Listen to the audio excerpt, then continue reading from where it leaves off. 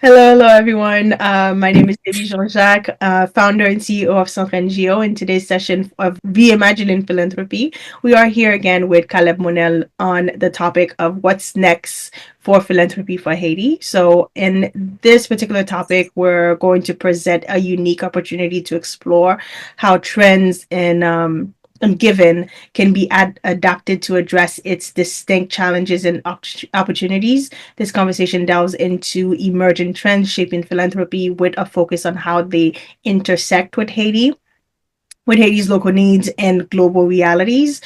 So we're gonna focus more on trends as well as the future of philanthropy and some questions already sending your way, Caleb.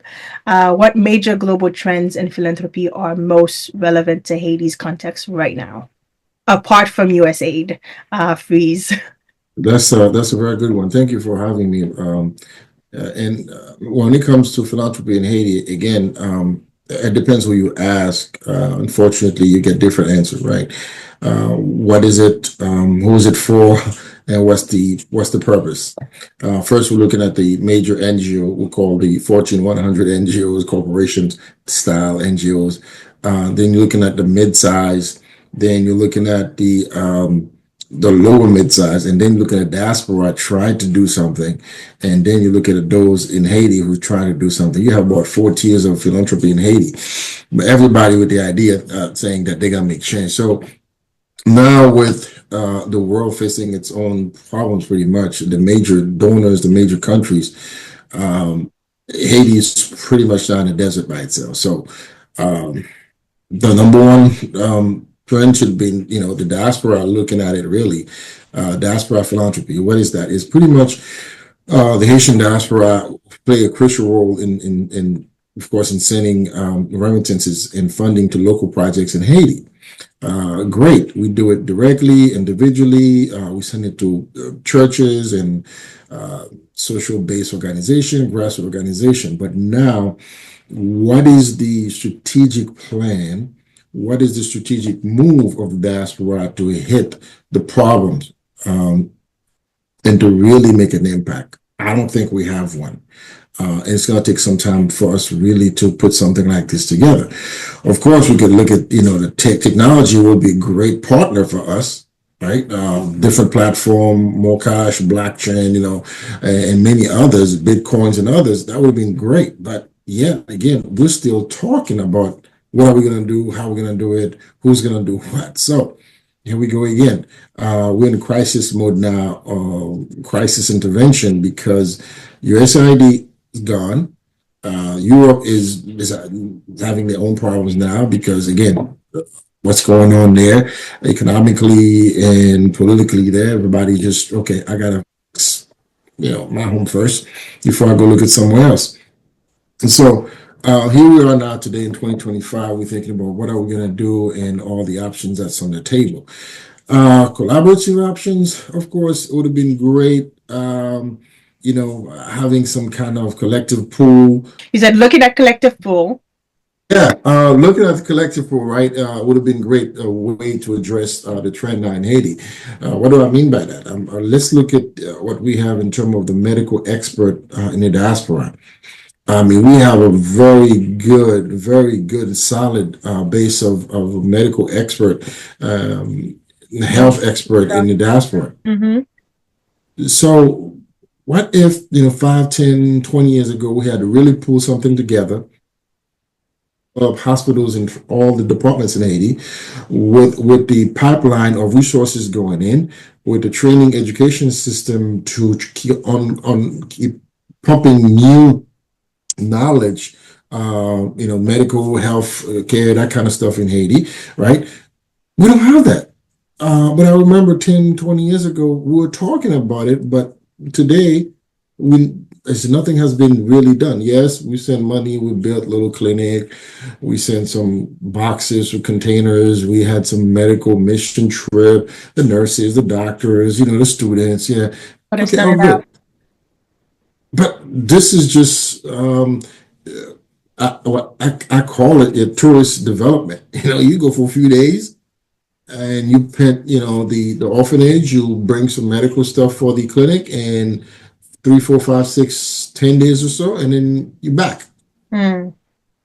Right. So we have some work to do, and I hope that this crisis that we have in our hands right now, with a major supporter of philanthropy in the world, USAID, now gone, that we really have a new way of thinking this, meaning to say, okay, what can we do with what we have, with what we know, pretty much, without the help and assistance of others, because we've been getting some help, but has it been working?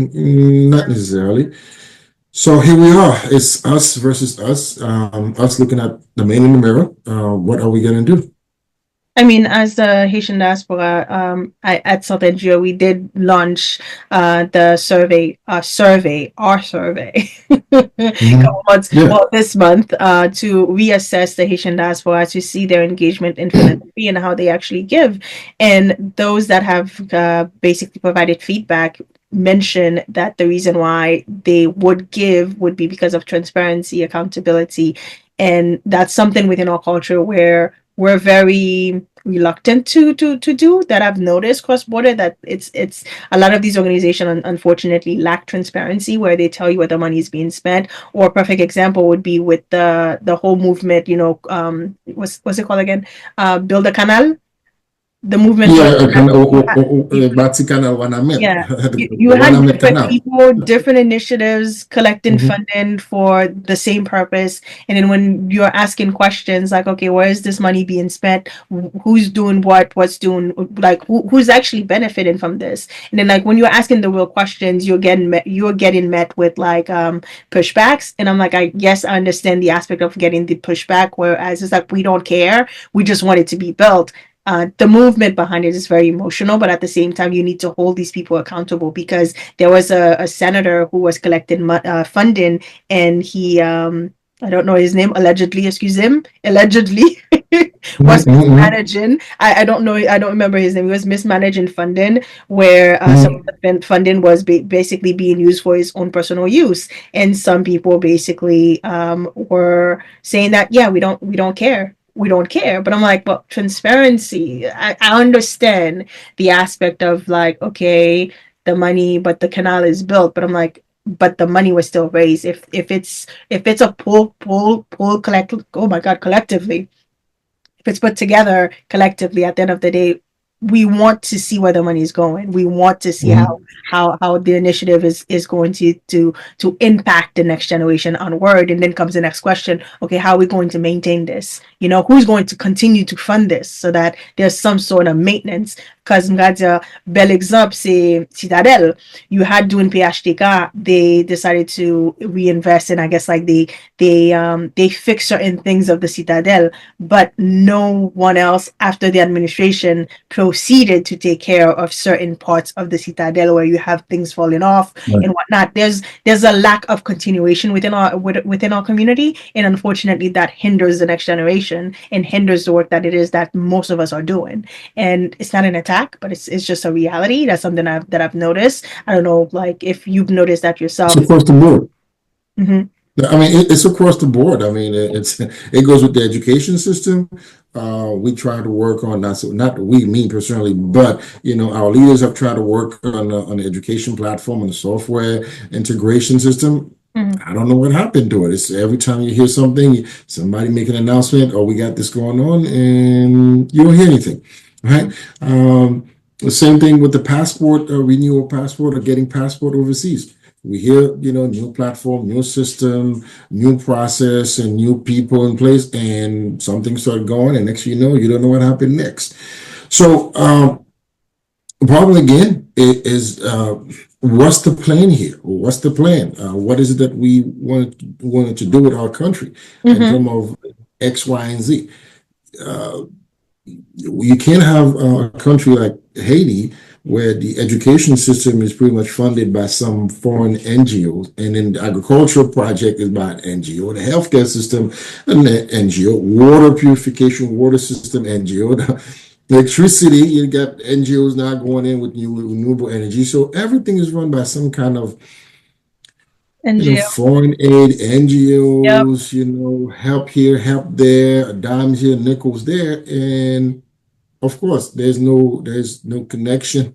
Nobody's talking to nobody. Somebody knows what right hand, left hand, whatever they're I think doing, they're doing. no one wants to hold anyone accountable because the minute that you ask someone for a receipt, they feel attacked as if they're stealing from you, and they feel that since like they deflect responsibility. Well, it's not my fault; it's such and such fault. Like there's that in the community, and the aspect of trust is not just within the Haitian government, but it's also within each one of us in a sense. It's like we lack trust with each other, where many organizations, I can understand why they don't share their financial statements if they are based in Haiti due to security reasoning. Like I would understand why they wouldn't post their financial statements, go back in Nabeo. Well, by law, as nonprofit, You're anybody supposed will to, correct. they're supposed to post their financial documents online and everywhere else where people can find it because it's the law, right? We've seen public money, tax money, free money, government money, people's money. Yes, you have to let them know where the money's going. Mm-hmm. You mentioned a few things: accountability, transparency. I don't think I've ever seen real practices of these things. They somewhat they have a different meaning in Haiti. Okay. They have a different way people practice them. Can you elaborate, So, please? Because I'm confused. well, the standard that you and I know and others know about, what transparency, accountability means from the book of ethics and leadership and management. I've seen it differently in Haiti. Haiti pretty much is what I tell you is what it is what it is. I don't have to show you. If you want me to show you, then I'm gonna create a report and say, here it is. That's the report, and this is it, Hmm. right? And you don't have a tracking system. You don't have a trust and verify system in the financial accounting in Haiti. You don't have that. And it's the same thing with motor vehicles, right? You don't have that. Somebody gets a ticket in Haiti, nobody can go and look into the records, right?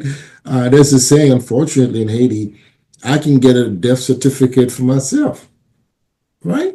So think about And that. it's If you just, want to yeah. death, I yeah, mean, if you want yeah, to, I know someone who was willing to pay to get a new birth certificate so that she could change her age, but and that's the kind of stuff that we are living right now in 2025 in Haiti. And then you when you talk about transparency, accountability, how are you going to get that? How you Hmm. going to get that when there's nothing to check the accountability system, when there's no process of transparency and none of that? So there you go. But it used, but I don't know what changed though. I feel like it used to be there because I was born and raised in Haiti and moved out like early 2000 ish, 2001 ish. But yeah, I feel like, I mean, we no longer have this class like civic class civics, is that? Civic and moral. Yes, like Yeah, I the moral don't values and the civic duties I of a don't citizen. think they have that anymore. Like, your civic duty to your brother, to your neighbors, to your community. Like To your um country, to your yes, like fellow where did citizen. that go? Of course, there's no such thing as rule of law in Haiti. So there's such thing as rule of law from the top. Imagine the bottom. Okay, Mm, so when someone gets into office and he's getting paid a certain amount of money, but yet in 90 days his wealth goes up, 500%, 3, 4, 5 homes, mm, vehicles, yachts, trips here and there. Well, how did you get that money? mm. Where? So, There's and there's nobody, no question. There's no like, hey, there's a saying, oh my God, the actual word, don't kill me for butchering this. Voler plume, c'est eux qui plus respecté.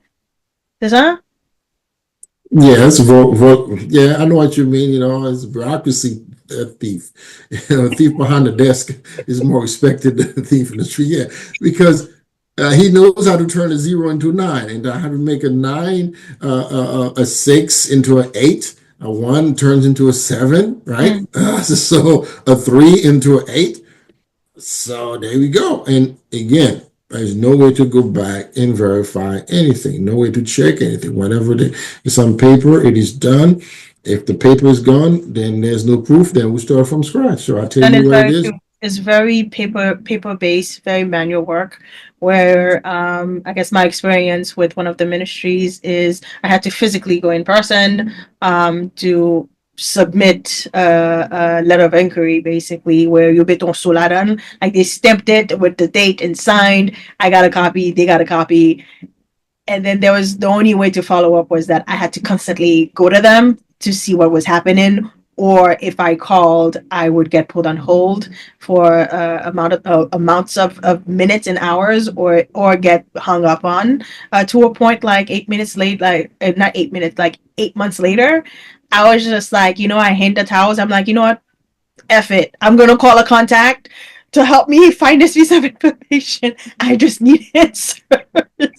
Yeah, I mean it's sad when there's again there's no trust in the verify, there's no Yes. data, there's no record, and then now we're talking about philanthropy, we're talking about community development, we're talking about sustainable program, then we know the science behind it. The science behind it, you identify the problems, you identify the resources, you identify the proper people with proper talents, you'll find out the methods of implementation, and you have the way to evaluate yes or no, is it working or not. Well, Mm-hmm. I said, if you don't have that on the table, I think you froze, but I can hear your voice. yeah. So we don't have no system to one study the problems. Come up with strategic solutions, implement them, and analyze them as you go through and make sure it's working.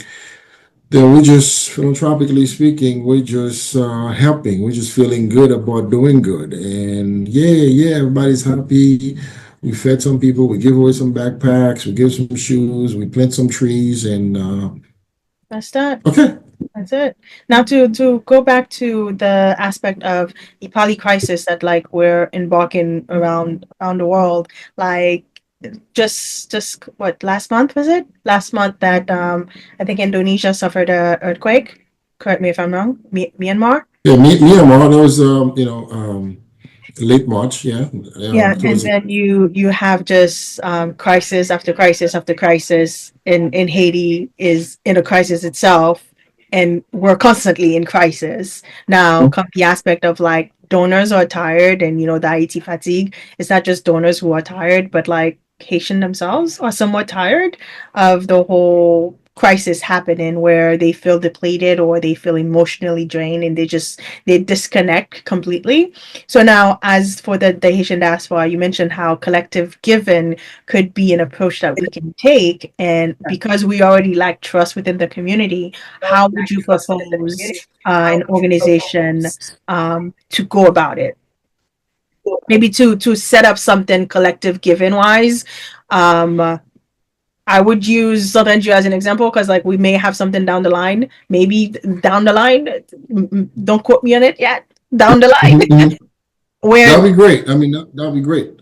It's needed. Well, again, let's start facing our weaknesses, right? Let's start facing our weaknesses. Let's start looking at, okay, what do we need to do to overcome our own problems and challenges first, Mhm. right?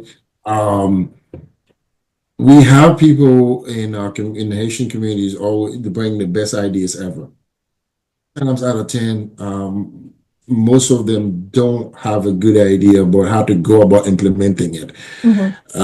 And then they go ahead, they try. And next thing you know, they'll fail and then confusion. And the next thing you know, okay, well, we're going to stop that because we tried. No, let's be real. If we're trying to solve an economic problem, agricultural problem, education problem, healthcare problem, let's get those with the knowledge, expertise at the table. Mhm. Okay. That's the way we should look at it. Not to say, oh yeah, we're gonna build hospitals in Haiti, let's get together. Great. Then how are we gonna do it? What are we going to do? I'm no expert in that field, so I'm not gonna sit there and say, let's do it. Let's bring those who know what they know best to the table, guide us. No.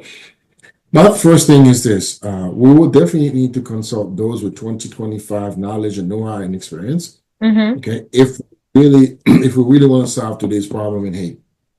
Meaning, we can look, find a consulting group, find a management group, find a group of expert first to do the study analysis and help us frame the solutions and adapt it to reality. Because we know there's the solution, but also there's reality in Haiti, right? Then you look at the management, the process of it. Who's going to manage, implement, evaluate this whole new program, this whole new initiative? Is it me with zero knowledge in certain things trying to do it? Next thing you know, I'm gonna just destroy it, or Mm-hmm. is it I'm gonna team of people who knows what they're doing, who's been doing it, say, okay, let's go ahead, let's talk about how you can manage this at X amount of dollar or services or whatnot, so we can implement this. That would be my first thing in what we're looking at right now in Haiti. I would not advise anyone who haven't done any work in development, energy, have been programmed to say, "Oh yeah, we're gonna put solar energy in my city, in my town." Guess what? You great. I'm going to give you an example.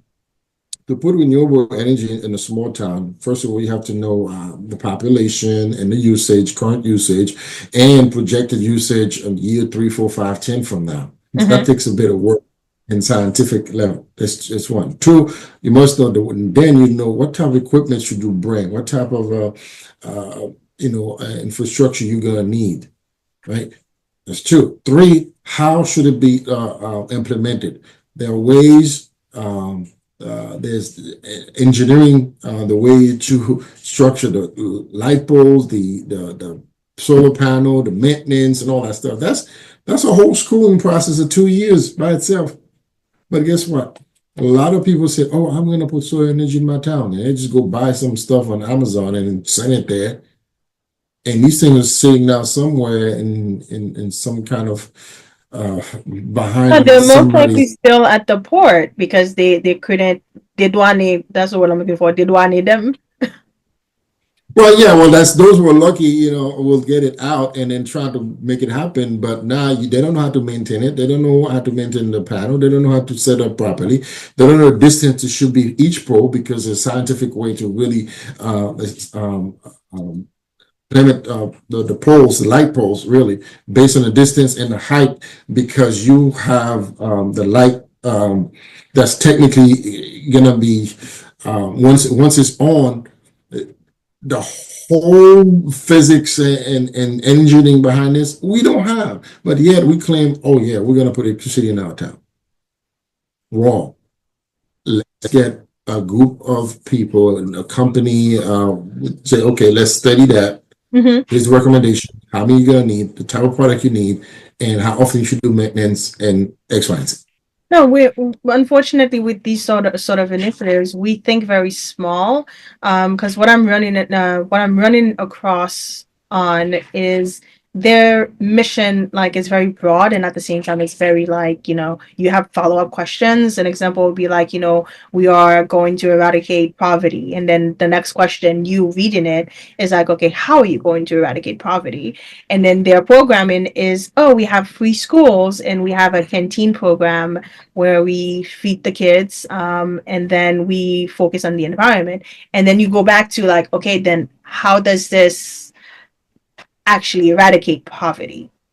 I think a lot of these initiatives, unfortunately, they don't ask the how, the why, the what, the who, the when, the where. They don't ask these questions to actually, like, come to a concise conclusion, to be like, okay, is my initiative actually needed? Because a lot of us, unfortunately, what we then do is we create a nonprofit in hopes to do for Haiti, but we forget that it requires a lot of administrative work. It requires a lot of investment, time, money, Mhm. sweat, blood, tears, all that.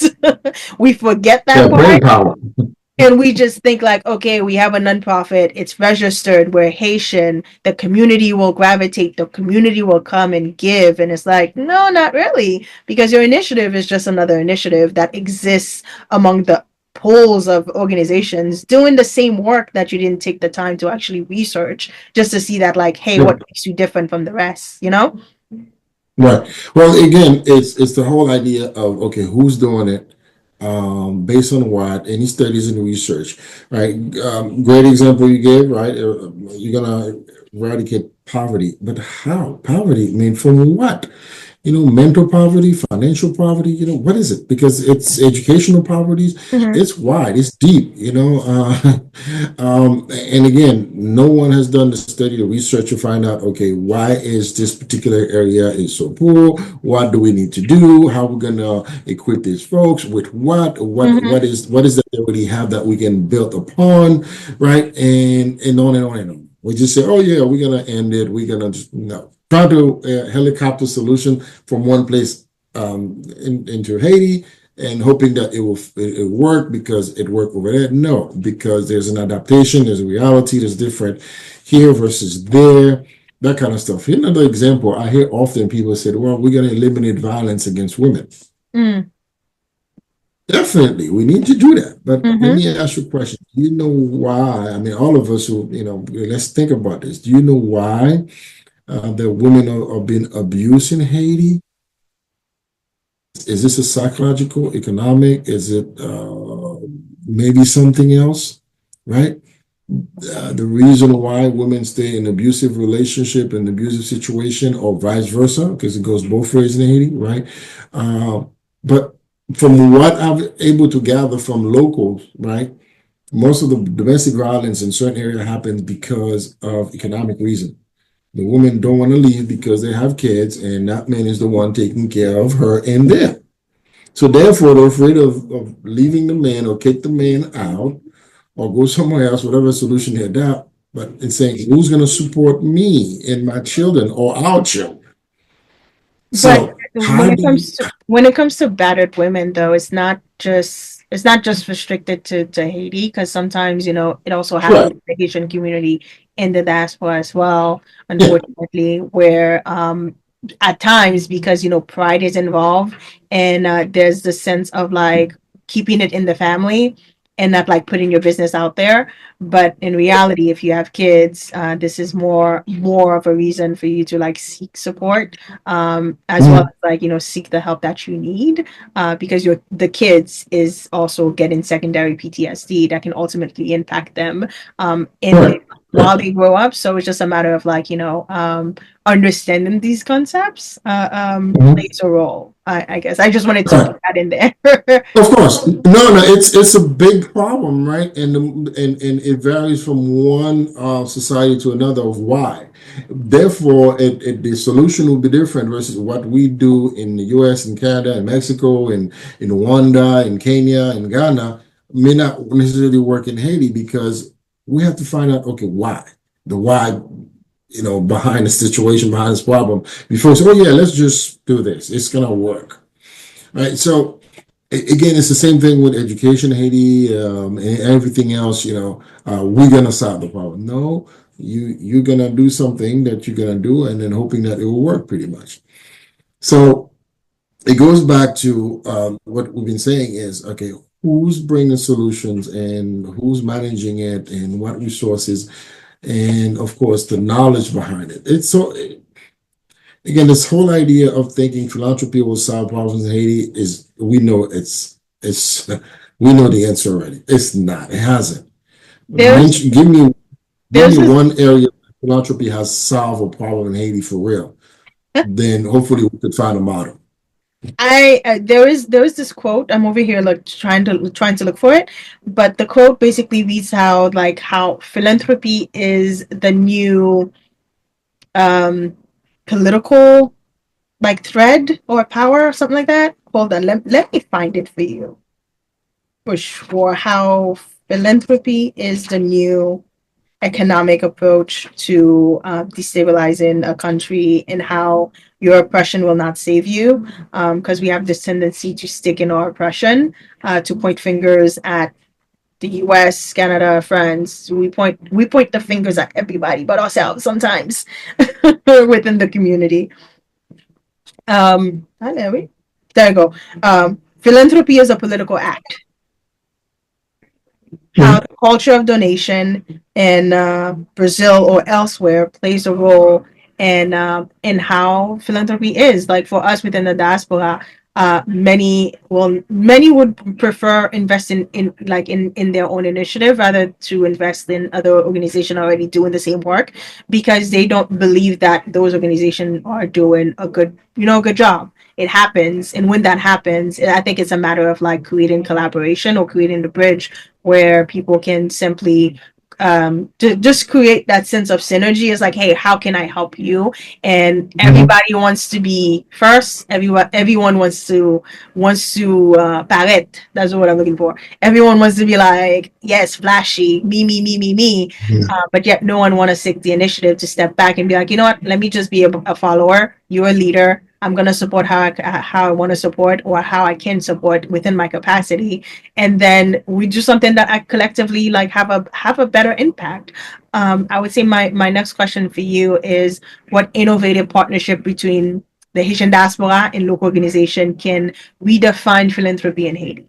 Because like for me, I've seen I won't say a perfect collaboration, but it is a synergy between Focal and Open Society. Open Society is not a Haitian diaspora led initiative, but Open Society funds Focal, and Focal then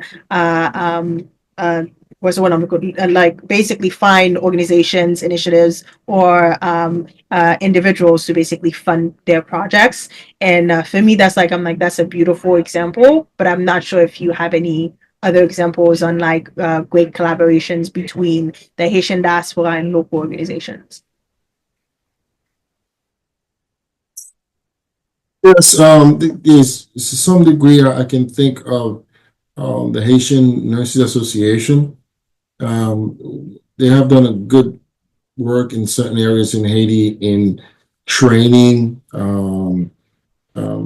young men and women to become nurses. They have provided them with the tools to practice um, what they have learned, and also they have to some degree assist them in the growth process, right? Um, and one of the things also they have done, they have somewhat adopted a certain clinic in Haiti, so they stay focused on not one, two, or three. They're not all over the place. They stay focused on the nursing services, pretty much, if I can say that. So they just focus on just that. So that's one example that I'm aware of. I'm also aware of some institutions in the diaspora, Haitian diaspora, in the US, Canada, and even Europe. What they have also done is finding educational opportunities for young men and women to come and learn some skills, some career, and getting a degree in some area with the goal to go back and help. So they remain focused on one thing at a time. So I've seen with certain things have worked very, very well, particularly where the Haitian diaspora worked together with the locals in Haiti, identified one or two or three things, and just stay on it, right? Instead of one trying to be all over the place, two, just one side is thinking. Either those in Haiti saying, "Oh, we need this, do it, send it, give us," or the one in the diaspora, the team in the diaspora saying, "Oh yeah, we're gonna do this for you. We're gonna send, we're gonna give, we're gonna do, we're gonna bring." Wow, what a way to solve a problem, right? So, but I've seen it work best when both parties are really talking, exchanging ideas and solutions, and start implementing something until they see, results. So we can copy and paste that the same way as when back in the 90s, I was going around telling folks in the Haitian diaspora, look, we need to start adopting our hometown and start working with locals to develop sustainable programs in agriculture, education, and healthcare, right? Today, 2025, 30 something years later, I'm saying the same thing. Because you sending $20, $200, $2,000 is great. But what if 10, 20 years ago we had invested into the infrastructure of school, businesses, and agriculture, you name it? Where would it be today in Jeremy, Okai, Wanamant, and those places, right? And so it's a matter of collaborating exchanging the knowledge, exchanging the resources, and stay on a target until we see outcome that is desirable, and then we can, of course, maximize the efforts and duplicate the effort somewhere else. Now, with that being said, are you proposing, obviously, for future individuals, instead of them like investing in nonprofit, for them to think more broadly and focus more on LLC, maybe Société Anonyme, for them to actually create a business rather than a nonprofit, to actually create jobs on the ground, pay taxes, contribute towards infrastructure and things like that? Is that an If all option? the conditions, it is an option, especially if all the conditions are good in Haiti. Bring businesses, launch new business on the ground, support people to launch their businesses in Haiti will be best, because when you and I had that experience before I go into my what I was going to say. I have experienced that myself, where we were supporting some young folks. That was probably 20 years ago, before, I should say, before the earthquake.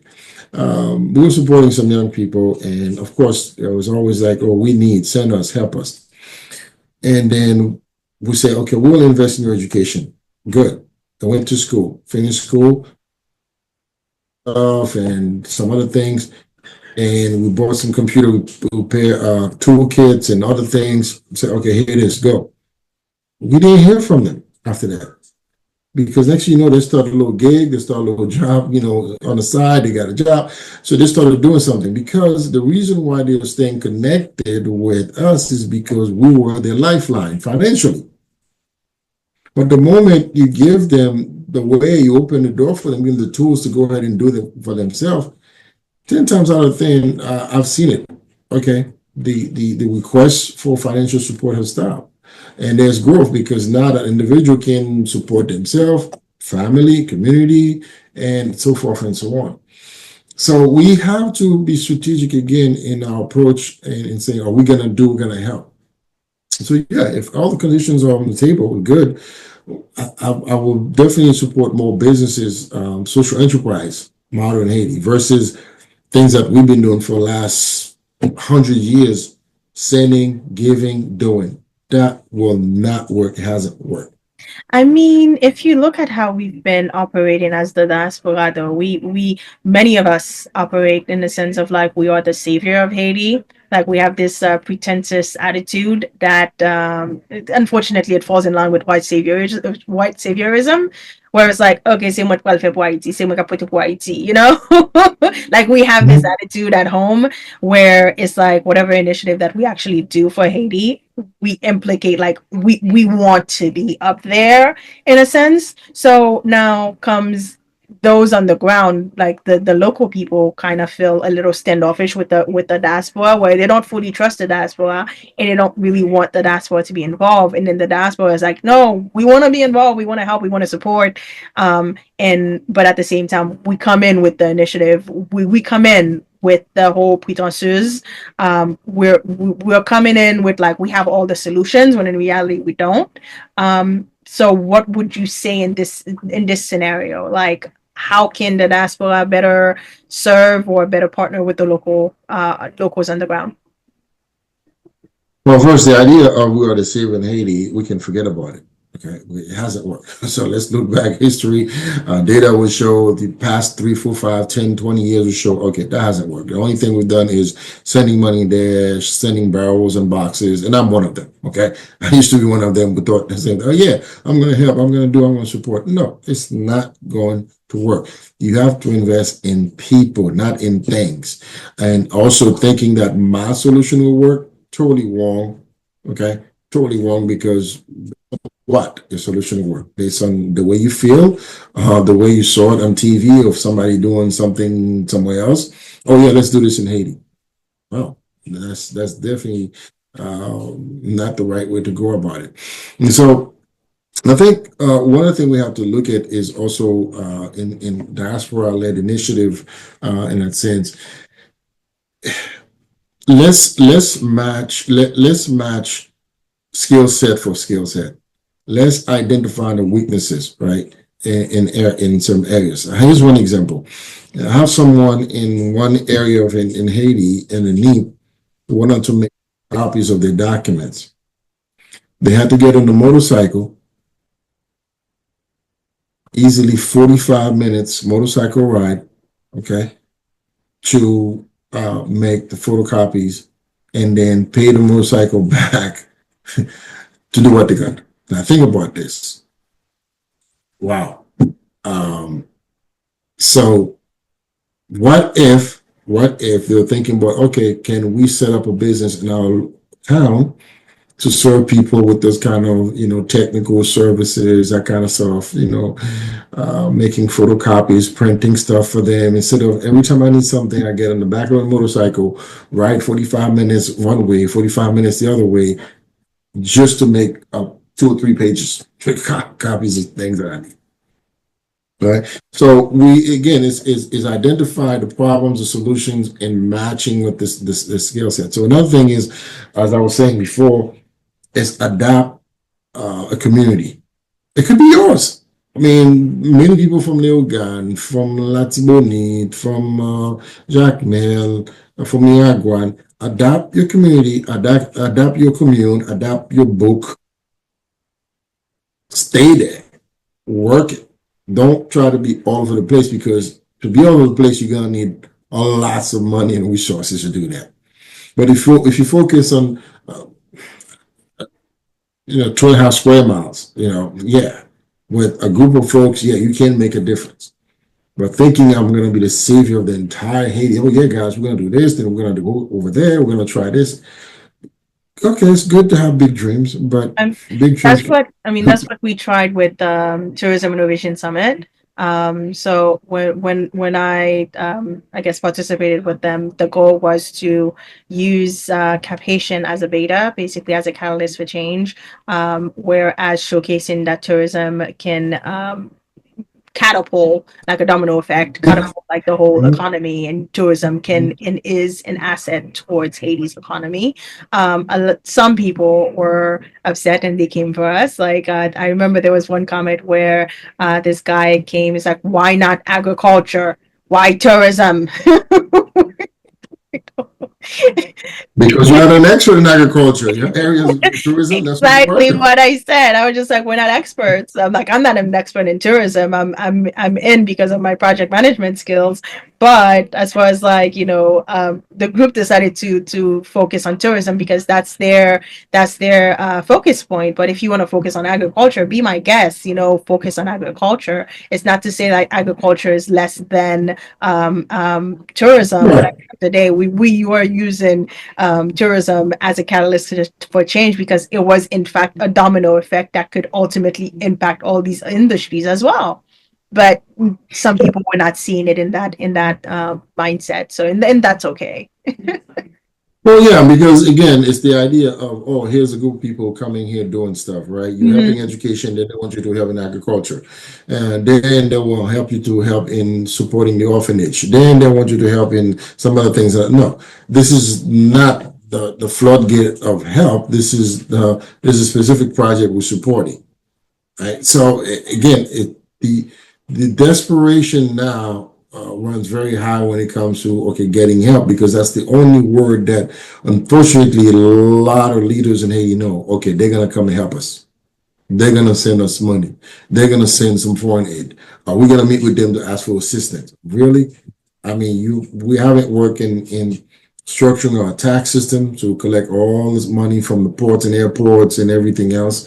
We haven't establishing a system where people will actually pay for services that they're getting. So again, we're running everywhere, asking and begging, oh, when we're going to get some foreign aid to have an election or foreign aid to build our schools. Seriously, in 2025, we're still waiting for foreign aid to build our schools, to build the hospitals. When it When we have, Platform assess, now you can do a simple assessment just to see how many schools actually need supports. I mean, we have what's it called? They have the actual initiative that collects that 150 when we used to send transfers. Oh my God, the name is like money, yeah, remittances, uh, yeah, So whatever funding that they were collecting from the diaspora, basically that funding is then used towards education, towards not only infrastructure, but like but the furnitures for the schools and like books for the schools and things like that. And yet, just there's no transparency as to how the funding is allocated, who it's allocated to, and when granting opportunities are even open, so that other schools can then apply for these opportunities. So there's a lack of transparency in each of these institutions. But this is not the conversation here, unless we become very political. But no, again, we look at solution. Unfortunately for Haiti, problem solutions intertwine with other things and other things and other things, right? To solve the problem of education, again, you're gonna have to touch on a lot of things. It takes money to build or we build an education system. Where do you get that money as a government? Well, from the tax base. Well, what's the tax base? The economy. What's the economy? Structure in place, import, export, business development, business growth, and on and on and on and on. So it's all connected. So we talk about solutions again, diaspora and folks in Haiti. Diaspora backed social enterprises. Yeah, we've seen some are working, some are doing very well, some are not. So we can learn from that and duplicate that. Mm-hmm. It's not a question of, oh yeah, the diaspora are going to send money. They're going to send everything. No, no, no, no, no. It's a partnership. You bring something to the table, okay, as diaspora, and the group in Haiti will have to bring something to the table. Not you get the text, the email, the call, the message. We need, we need, we need. No, we're gonna we have some things you can bring. You have something you can bring. We can make that happen. So education. I mean, again, solutions are there. It's a matter again of studying the reality, implementing them. One of the other things that I wanted to add is the diaspora-led impact fund, that kind of stuff, like the investment in into certain programs. Of course, it's almost like a loan, interest, equity, that kind of stuff. So it all has to be worked out.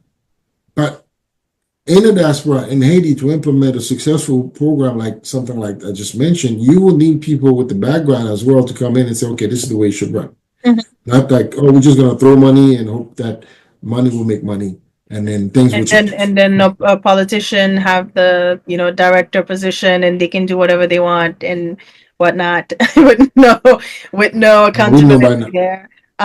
We know Yeah, the we know deal. by that hasn't worked. Yeah, we know by that hasn't worked. So that's why we say directly between diaspora and the grassroots, right? Because again, we know what happened before. So we have some work to do as folks in diaspora, as folks in Haiti, and both sides, right? To look at this and say, you know what, we have done some things wrong. We're not looking at the real problems. We're the right solutions. Let's step back. Yes, we have the desire, we have the will, right? We have some resources, but let's make sure we identify the real problems, and let's make sure we identify the real solutions and come up with a real process in between to connect the two and to make it work. And not only that, get the cities to be more tech savvy. We are in the 21st century, oh, 22nd. Yeah, we're fine. We going somewhere, but you see, again, problems are connected with other problems in Haiti. To solve anything techie in Haiti, you must have two major things. One, very good telecommunication. Two, very good energy, electricity system, which we don't have. Okay? It's dead. What you see in Haiti right now when it comes to telecom is a joke. Mm-hmm. What you see in Haiti right now, some, electricity. Oh my goodness, this is not fair to the Haitian people. Okay? Somebody have to charge their phone and wait, and somebody have to wait for less people to use the telecom system. So it's not. I mean, it's not fair in 2025. So the idea of getting more techie, great. We need for the market to also then be open to these businesses that actually wants to be created. Because again, like to enter these sectors or industries is a bit hard. when it comes to Haiti, because like some people will say ça c'est business mafia ou pas rentrer là-dedans, you The know. monopoly in politics is there, so what do we want to do? I mean, like, either we fix what we have or we just live with it and then stay there. And Mm-hmm. to fix it, we have to make some changes. Anything you want to fix, you have to change it pretty much. It's not going to be the same. Mm-hmm. So that's why it's called a fix, meaning that either it's not working or it's not working too well. So you got to adjust it. And adjustment will require some changes. So if we're not willing to change some things, then we're just talking, we're just dreaming. Um, young people in Haiti, very strong, very knowledgeable. They have the zeal. They want to do stuff. We want to do stuff. But But unfortunately, right now they're leaving the country because there's no life for them out there. They'll find most of them find like educational programs outside of the country where they are qualified for, and they leave, and that's fair. You cannot blame anyone who wants to leave a country that is currently not doing their due diligence to take care of their citizens. But my next question for you is how can Haitians, the community, shape the narrative around their development priorities? Since we touched on the aspect of like knowing what each priorities cities are like touching on, like so, how can Haitian communities shape the narrative around their development priorities? Like, should we well, focus on surveys? we have to take charge of our situation. Um, Again, it's the whole notion of we see an international NGO is behind every single major project or problems in Haiti. When either the Haitian government, the private sector, the social sector, the diaspora will say, you know what, we're going to own that problem and we're going to fix it. So we're going to tell our story. This is what it is. This is what we're going to do. Right. But instead, in most cases, you have international organization. They have the most report, the best report and data about X, Y, and Z situation in Haiti. You ask those that are empowered and controlled to what is the situation, what is the information on this, what's the data, they don't have.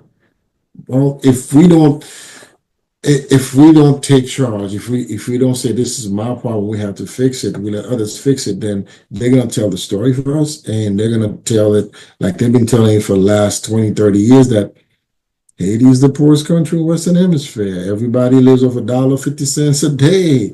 And Haitians, illiteracy is this, 60%, 70% of people don't know how to read.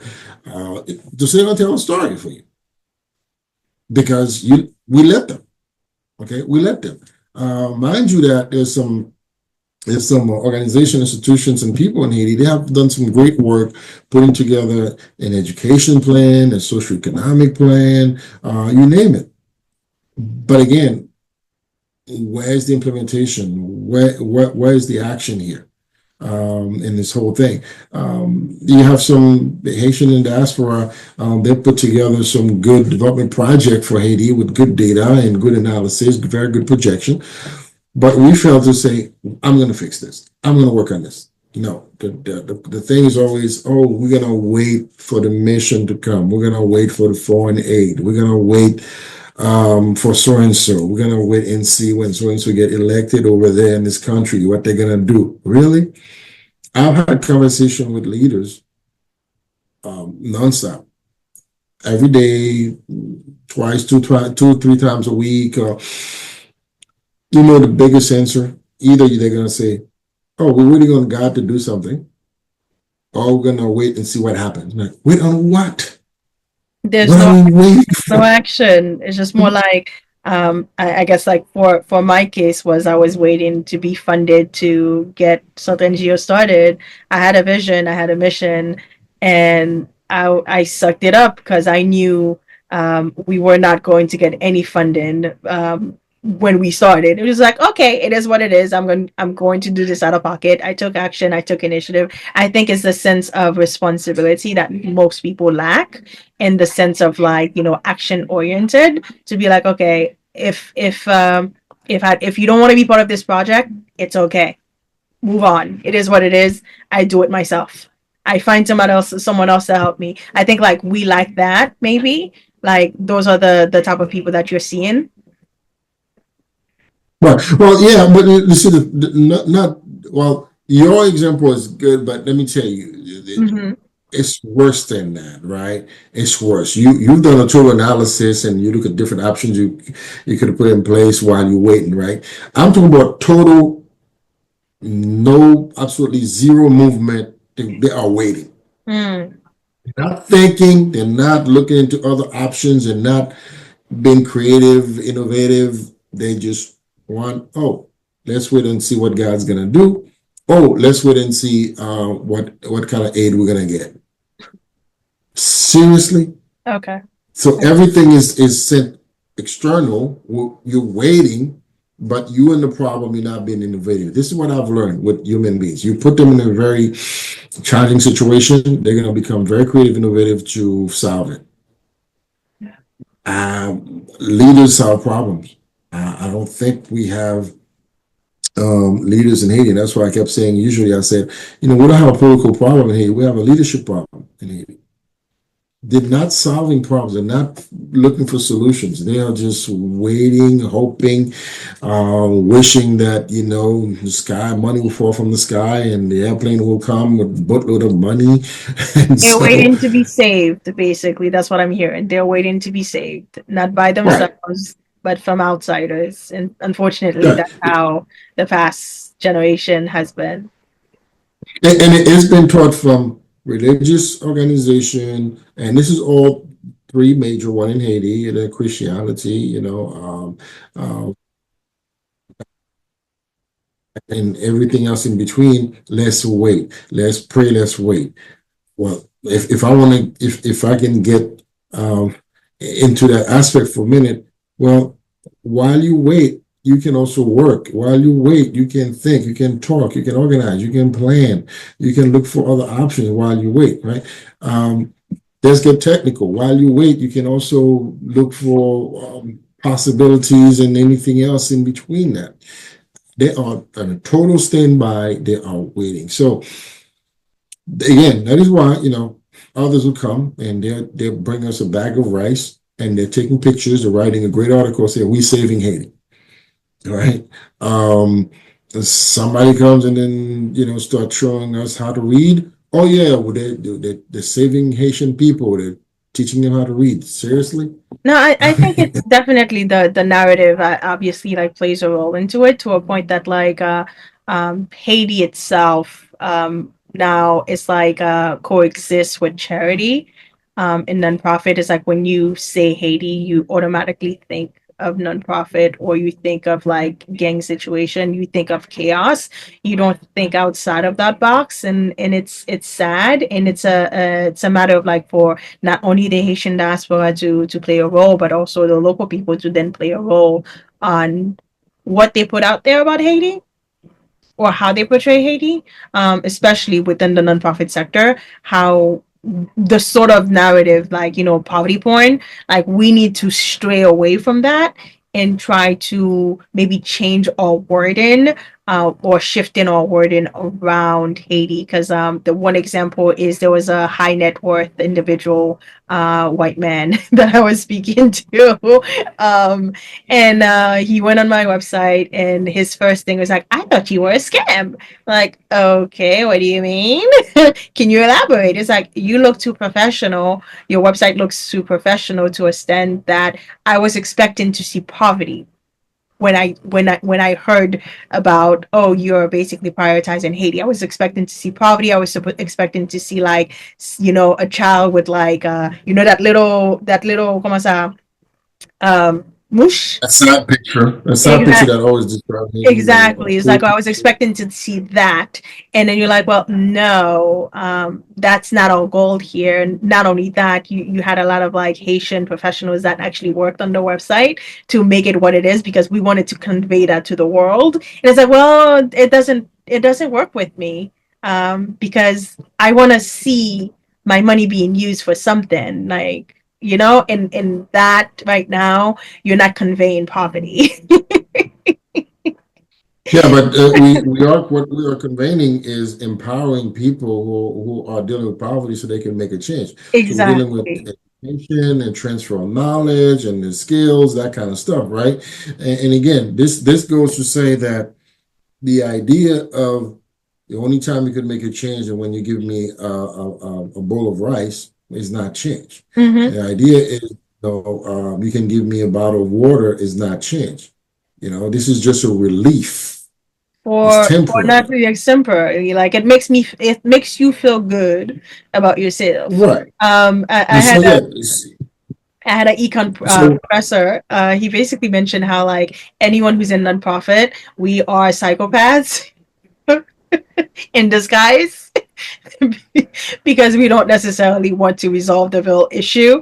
We don't want to talk about it. I'm like, he has some point in that, but at the same time, it was funny because I'm like, no, some of us actually authentically want to help, we want to support. But there are some people out there within the sector as well who could be. You don't know because like they're looking for that high of like, I'm doing good for my community, or I'm doing good for this community and whatnot. And Haiti is a perfect example, unfortunately, for the past couple of decades. Like we've always been a propaganda for celebrities who trying to clean up their act, and elsewhere. But it's an opportunity for not only the Haitian diaspora, but also the locals, not only to like reshape the narrative, but simply just like think of how we can really recreate what we want philanthropy to be for Haiti. My last question for you, because I realize that we're dragging our conversation. We could talk for days. yes. We could talk for days. My last question for you is looking forward. What is the role of the Haitian youth in grassroots movements and leading philanthropic future trends? Well, sadly, for decades and decades, the organization, both for-profit, non-profit, political, and others, uh, they always use a term or the youth are, great. But the truth is, very few of them have strategically make room for the young people now so they can prepare them for the future or invest in them now so they can really take hold of the future. They instead they'll have them around, and I've seen it. They'll program them to continue the status quo. Hmm. They have them around just to say we have young people, but they just want them to be around. They don't want them to be engaged and start really putting their thoughts into action. So there's some work here that needs to be done. Of course, when we know the population of Haiti, I mean, 60% is under 25 years old. I mean, come on. Um, one report that I have read is that many countries of Africa they have invested in women and young people, and they've seen tremendous change, tremendous forward movement, because you're investing in young people in creativity, in innovation. You're not investing in the age, somewhat innovative machine when you empower and equip a young person or women, and that's it. So where's the deliberate action to say we're doing the same in Haiti? You don't see it. You see it only when it's election times. We want to bring some young people around, or they have some programs. They want to see a bunch of young people and take pictures and say we have a lot of young people there. So we have to really remove that from our mind, thinking that, oh yeah, we're just saying it, we're not doing it, right? The other thing is, um, if we really want to have the young people being the leaders of the future, we have to start investing in them. Technology is a great way. Okay, that we know for sure. Once you partner with technology or technological tools, you can make greater impact. So it is the kind of stuff that we have to do today to say, oh, tomorrow is going to be great because our young people are the one running the show now. There's certain things we could do supporting the young people's movement. What do I mean by that? When they voice their opinion, we should not be suppressing them. Welcoming new ideas doesn't mean that you're gonna get expired, or new ideas doesn't mean that yours is not good. There's something called new and better and improve, right? We're consistently moving forward.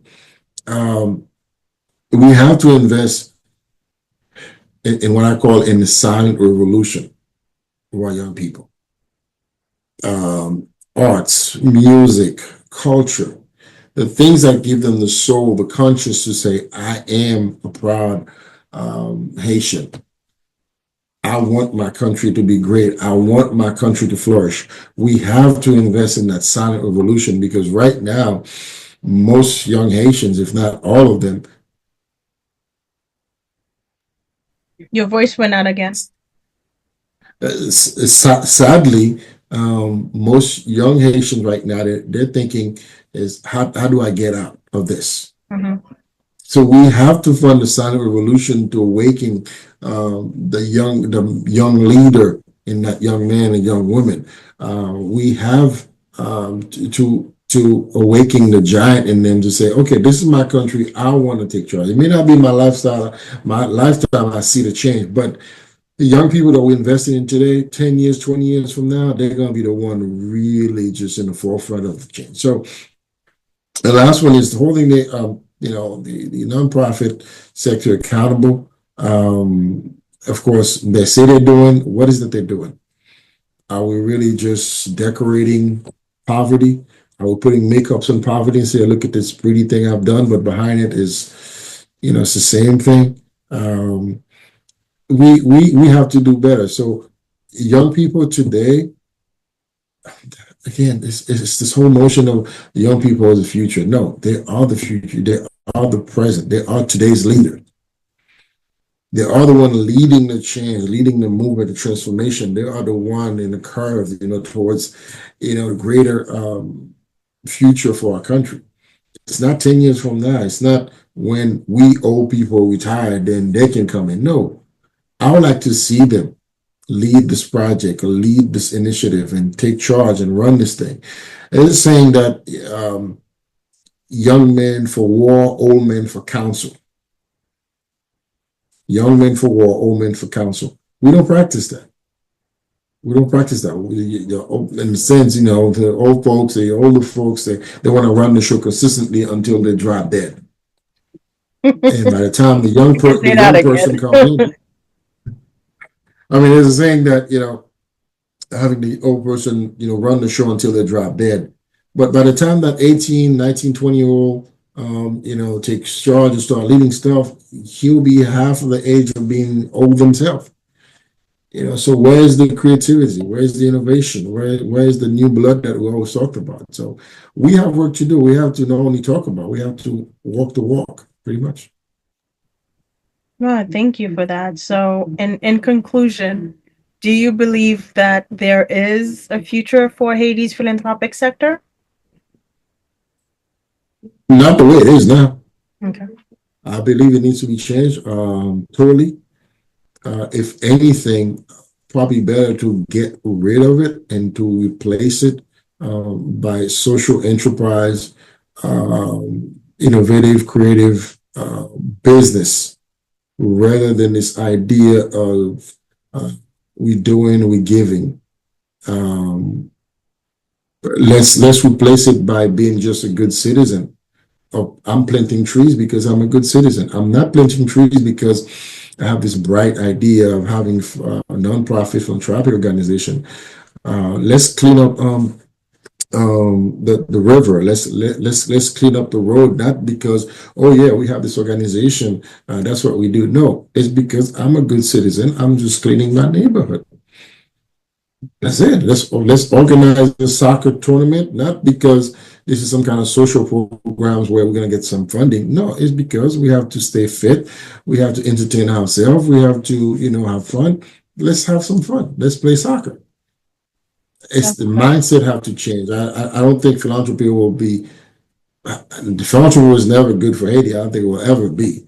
So we really have to find a way to step away from it. I think this is it now. I don't think we should find a way to readapt or to recreate it because it's dying, and yeah, it's lethal. It's something that's called dead aid, and that's what we've been dealing with, dead aid. No, and the USAID being frozen basically is an opportunity for us to try new stuff and just innovate. Wake up, do something. Yeah. Thank you so much Yeah, for joining thank me you. again. And obviously, this is not the last. Sure, anytime. Definitely. And enjoy your night. And I'll see you next time. Thank you so much. All right, then. Bye.